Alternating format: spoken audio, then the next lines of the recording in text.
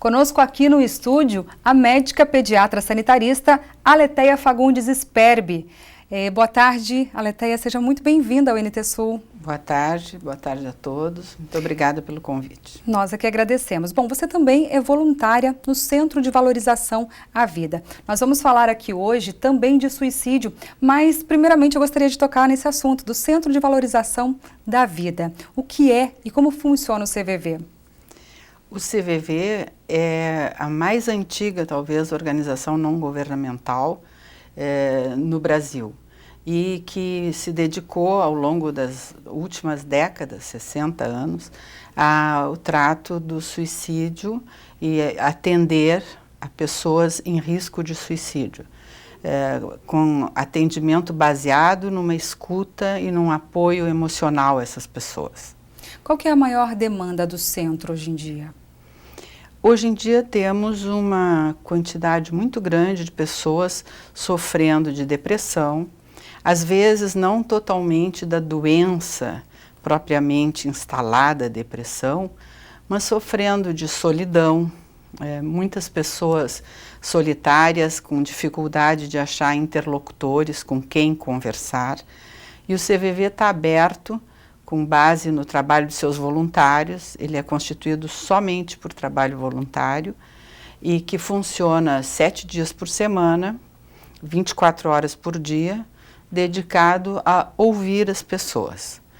Geralmente, quem busca o CVV busca por estar atravessando uma fase mais difícil, mais solitária, mais triste, às vezes realmente já com um risco de suicídio. Mas também pessoas solitárias que não têm com quem dividir seus sentimentos, inclusive os sentimentos mais positivos, também ligam para o CVV para repartir com alguém esses sentimentos. Você traz um dado assim, até mesmo que parece ser contraditório. Nós estamos na era da comunicação social, redes sociais aí disponíveis para praticamente toda a população e as pessoas ainda sofrem e morrem por solidão. Muito, inclusive porque uma das principais questões que o CVV aborda e que procura capacitar as pessoas que chegam até o CVV para trabalharem como voluntários e que é um grande desafio, é justamente aprender a escutar o outro. Então, fala-se muito. Fala-se muito, às vezes pessoalmente, fala-se por meios virtuais, nas diferentes mídias. As pessoas falam bastante, mas escuta-se o outro muito pouco. Então, parece contraditório, mas a falta de escuta, a falta de ter quem realmente pare para nos ouvir e para nos ouvir atentamente, com respeito aos nossos sentimentos, valorizando os nossos sentimentos, não é uma coisa tão frequente da gente encontrar. Bom, o CVV ele trabalha especificamente 100%, a gente pode dizer, com o voluntariado, é isso? 100%. 100%. E, no caso, como que é feita essa habilitação ou essa seleção de voluntários? Em princípio, qualquer pessoa que deseje se dedicar ao outro e maior de idade, né, independente da sua profissão, pode procurar o CVV no site do CVV, por telefone, e pode manifestar seu interesse. Tem havido 2 a 3 cursos de formação por ano, para formação de voluntários. Ah, uma formação. Há uma formação, há uma capacitação, e ao longo desse processo de capacitação é que a pessoa vai se descobrindo e vai sendo também acompanhada pelas pessoas que fazem a capacitação e que são voluntários já bastante experientes, para ver se realmente a maneira de ser da pessoa é possível de fazer com que ela funcione bem nessa função de escutar ao telefone. Se não, às vezes, se a pessoa tem mais facilidade em outras áreas, também pode ajudar como voluntário em outras áreas, em outros projetos do CVV. E os canais para que a pessoa possa se candidatar e também para receber apoio, né, do outro lado, aquele que se sente solitário, depressivo, ele possa receber apoio. É o mesmo canal? Como que é? É o telefone 188.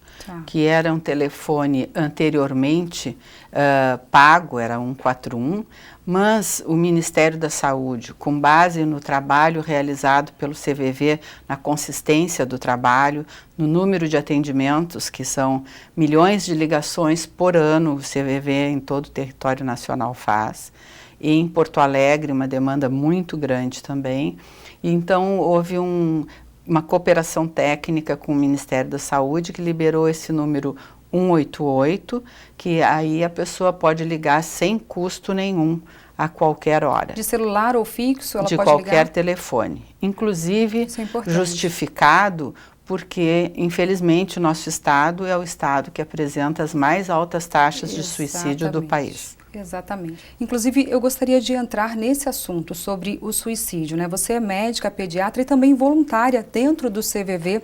E eu gostaria de que você expusesse aqui a sua experiência em relação ao suicídio.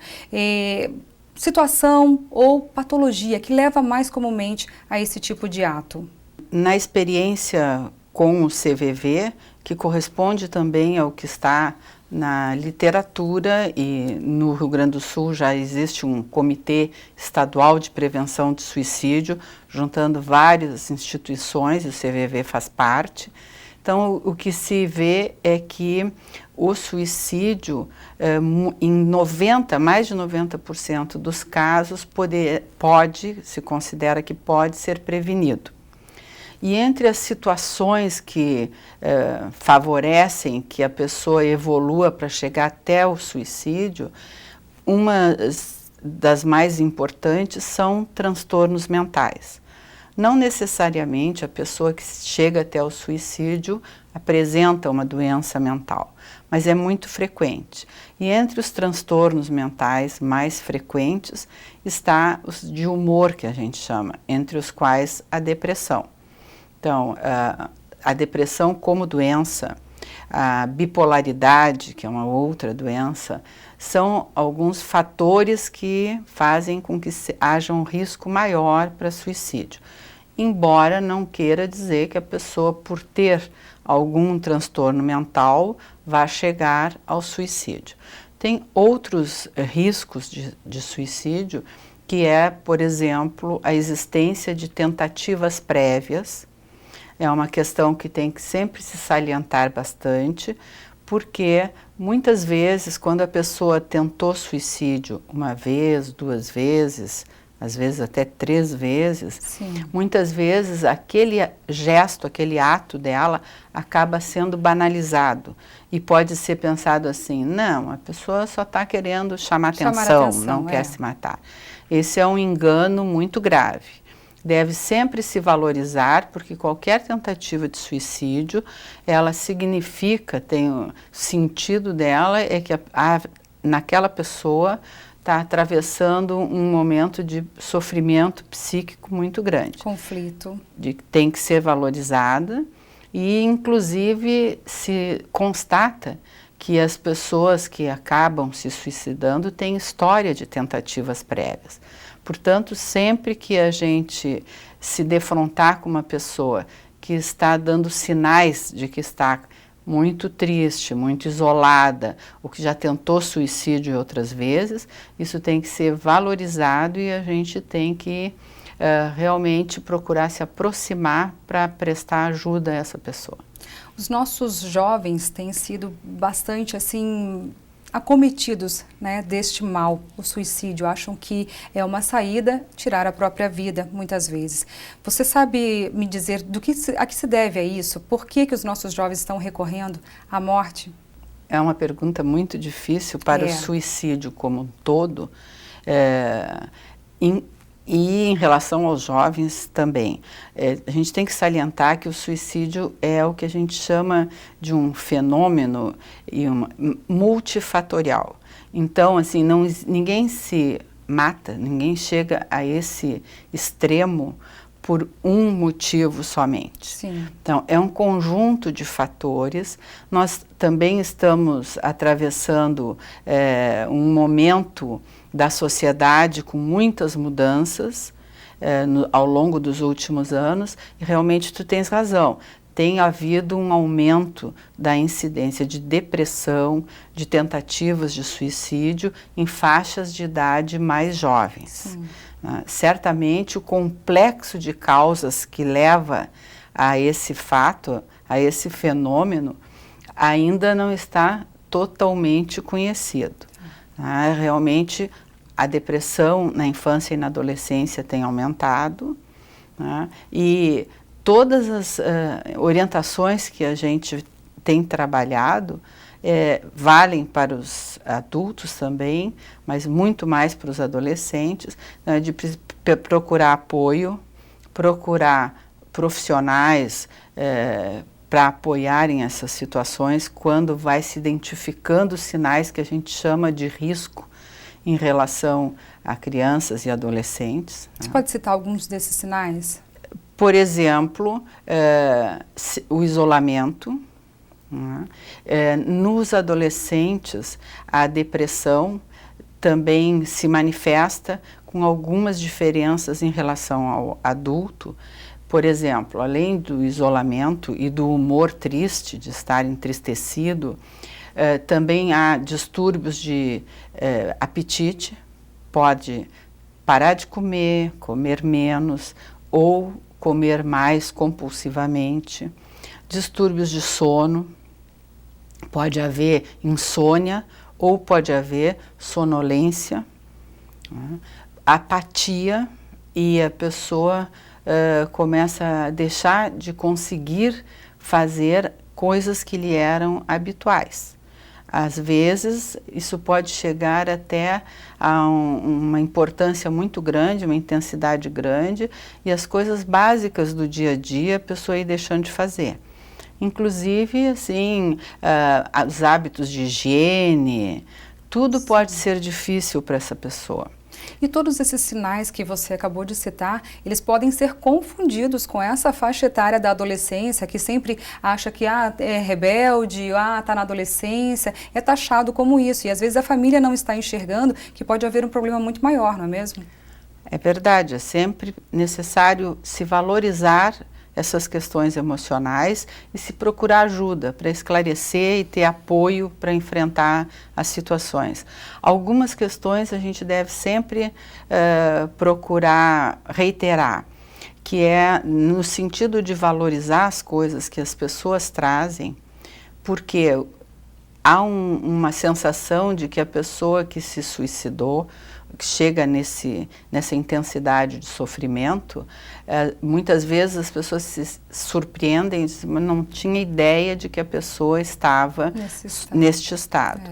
Mas, por isto mesmo, veio a campanha do Setembro Amarelo e está se colocando luz sobre este problema, para que todos nós possamos ter mais informações e mais orientação de como agir. Porque geralmente alguns mitos ainda são muito persistentes em relação ao suicídio. Um deles é esse, que seria assim uma atitude tomada intempestivamente, assim, de repente. Foi impulso, não impulso. É bem assim.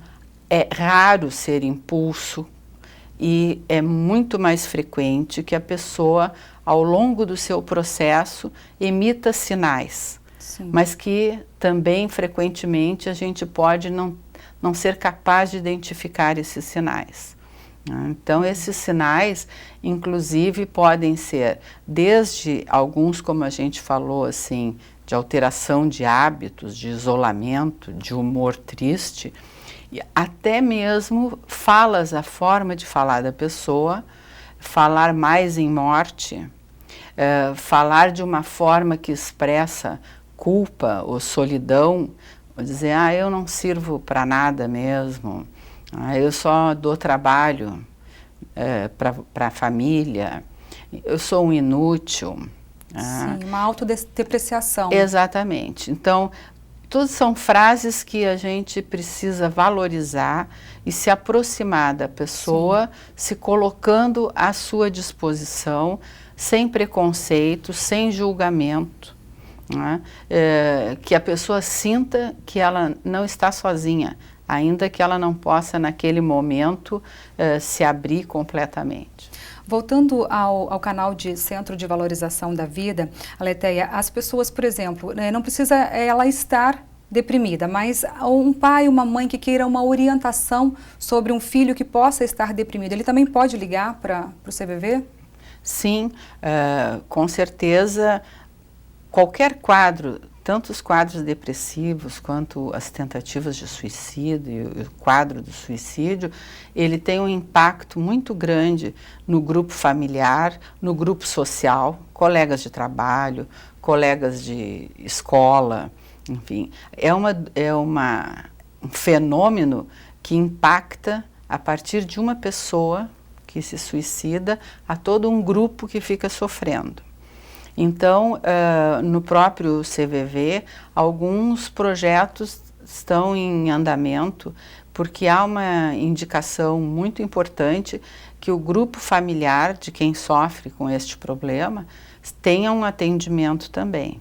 Então, há grupos de sobreviventes do suicídio, que se chama, não é? É importante que a família de quem tentou suicídio ou a família de um suicida seja atendida também. E também quando certamente precisa também a família de uma orientação ou de compartilhar a sua experiência que está vivendo.